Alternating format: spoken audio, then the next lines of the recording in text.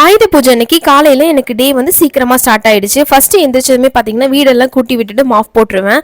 அதுக்கு முன்னாடி சாமி ரூம் வந்து ஃபஸ்ட்டே க்ளீன் பண்ணி வச்சுட்டேன். இருந்தாலும் கொஞ்சம் டஸ்ட்டெல்லாம் வந்து தொடச்சி முடிச்சுட்டேன். வெளியே பால்கனி எல்லாத்தையுமே கூட்டி விட்டுட்டு வண்டியெல்லாம் என் ஹஸ்பண்ட் கழுவிட்டு இருந்தாங்க. ஃபஸ்ட்டெல்லாம் பார்த்தீங்கன்னா மேரேஜ் ஆனதுக்கப்புறமேட்டு நாங்கள் வந்து 2 பேரும் வேலையை பிரித்து தான் பண்ணுவோம். இப்போவும் அப்படி தான் பண்ணிகிட்ருக்கோம். ஆனால் இருந்தால் இந்த குட்டி பையனை வச்சுட்டு பண்ணுறது ரொம்ப கஷ்டமாக இருக்குது. இந்த மாதிரி நான் வெளியே வேலை செய்யும்போது அவனை பெட்டில் போட்டுட்டு வந்து தான் நான் வேலை செய்ய முடியும். ஏன்னா நாங்கள் 2 பேர் இருக்கனால அவனை ஹேண்டில் பண்ணுறது கொஞ்சம் கஷ்டமாக இருக்கும். வேலை செய்கிறதுக்குள்ள ஒரு 100 டைம் நான் போய் எட்டி எட்டி பார்த்துட்டு வந்துடுவேன். எல்லாரும் அப்படி தானே இருப்பீங்க? மறக்காமல் கமெண்ட்டில் சொல்லுங்கள். அந்த டைமுக்குள்ளே எல்லா வேலையும் முடிச்சு ஒரு வழியாக வந்து சாமி கும்பிட்டாச்சு. எல்லா வேலையும் கடகடன்னு செஞ்சு முடிச்ச வாட்டி அப்பாடா அப்படிங்கிற ஒரு ரிலாக்ஸேஷன் கிடைக்கும். இன்றைக்கி வந்து சிம்பிளாக தான் நாங்கள் வீட்டில் வந்து பூஜை போட்டிருந்தோம். ஏன்னா அவனை வச்சுட்டு பண்ணுறது ரொம்ப கஷ்டமாக இருக்குங்க.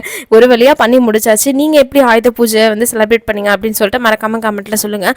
ஒரு 9:30க்குள்ளேயே எல்லா வேலையும் முடிச்சாச்சு. அன்னைக்கு பார்த்தீங்கன்னா வந்து நான் சாமி கும்பிட்டு முடிச்சுட்டு நான் அப்படியே அம்மா வீட்டுக்கு போயிட்டேன். அம்மா வீட்லேயும் வந்து பார்த்திங்கன்னா பூஜை பண்ணியிருந்தாங்க. அங்கே வந்து பார்த்திங்கன்னா சாமிக்கு படசுலெல்லாம் போட்டு முடிச்சுட்டு ஒரு வழியாக அங்கேயே சாமி கும்பிட்டு முடிச்சுட்டு என்னோடய பையனையும் ரெடி பண்ணியாச்சு.